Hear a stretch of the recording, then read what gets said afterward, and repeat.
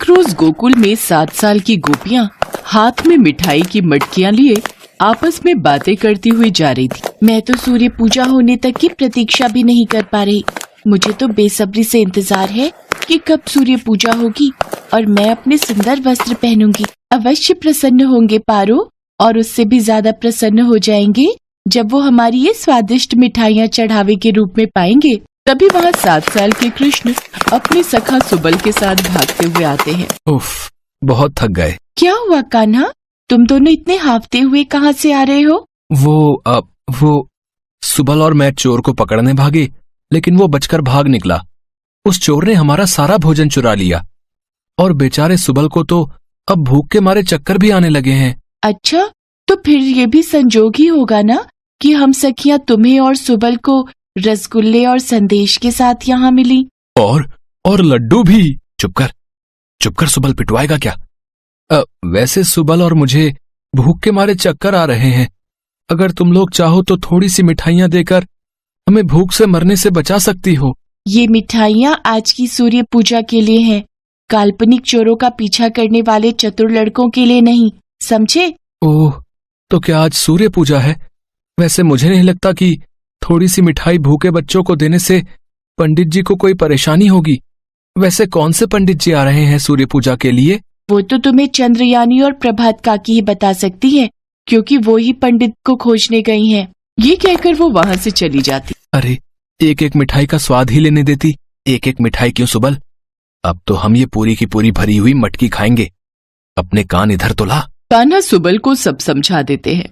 उधर चंद्रयानी और प्रभाती को पंडित ढूंढते ढूंढते सारा दिन हो गया। सुबह से पंडित की खोज में है, लेकिन अभी तक कोई पंडित नहीं मिला हमें। लगता है सभी पंडित दूसरे गांव सूर्य पूजा करवाने चले गए हैं। अरे चंद्रयानी, वो देख, सामने वो कौन चले आ रहे हैं? श्री कृष्ण और सुबल संतरी रंग के पंडित के कपड़े पहन और सर पर साफा बांधे चले आ रहे थे। उस साफे से ही उन्होंने अपने मुंह को भी ढक रखा था, जिससे कोई उन्हें पहचान नहीं पा रहा था। सुनिए, क्या आप दोनों ब्राह्मण पुत्र हैं? हम मथुरा के ब्राह्मण आलोकनाथ के पुत्र अर्जुन हैं, और ये हमारे भ्राताश्री। मथुरा में हम बेहतरीन सूर्य पूजा करवाने के लिए भी जाने जाते हैं। क्या सूर्य पूजा के लिए हमें ऐसे ही गुणवान पंडितों की आवश्यकता थी? मैं क्षमा करे माता, किंतु हम केवल बच्चों की पूजा करते हैं।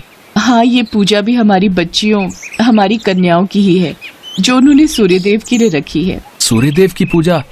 फिर तो हमें कोई आपत्ति नहीं, हम अवश्य करेंगे।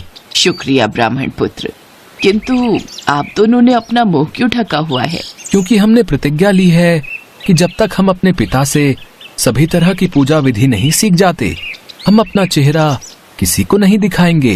वाह वाह, क्या ऊंचे विचार हैं आपके ब्राह्मण पुत्र। इतनी सी उम्र में इतना ज्ञान। तो क्या ब्राह्मण पुत्र आप हमारे लिए सूर्य पूजा करेंगे? अवश्य माता, आप सभी कन्याओं का साथ हमें दोपहर के समय सूरज कुंड मंदिर में मिले। चंद्रयानी और प्रभाती सभी कन्याओं के साथ सूर्य कुंड मंदिर जाती हैं, जहां सभी कन्याएं तैयार होकर आती हैं, साथ ही अपनी मिठाइयों की मटकी भी लाती हैं। सभी चढ़ावों को कृपा कर यहाँ हमारे पास रख दें और स्वयं वहाँ आसन ग्रहण करें। अब पूजा शुरू करते हैं। स्वस्ति ऋचम सा स्वाद, स्वस्ति ऋचम सा स्वाद।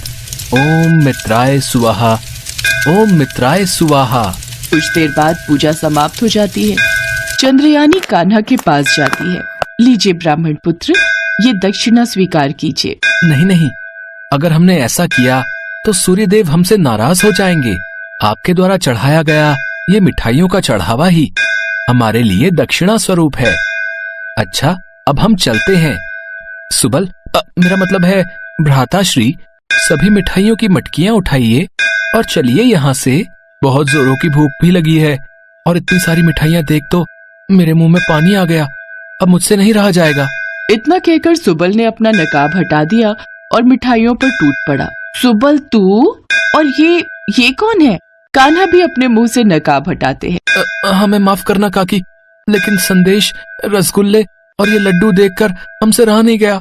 कान्हा, आज तक तो तू माखन और गैया के थनों से दूध चुरा कर ही पीता था, लेकिन अब तूने मिठाइयों के लिए लोगों को छलना भी शुरू कर दिया। रुक जा तू, अभी मैं तुझे बताती हूँ। इतना कहकर प्रभाती और चंद्रयानी कान्हा और सुबल को पास में रखी छड़ी से मारने लगती है। अब आया ना मजा। भाग सुबल, नहीं तो आज हमारी खैर नहीं।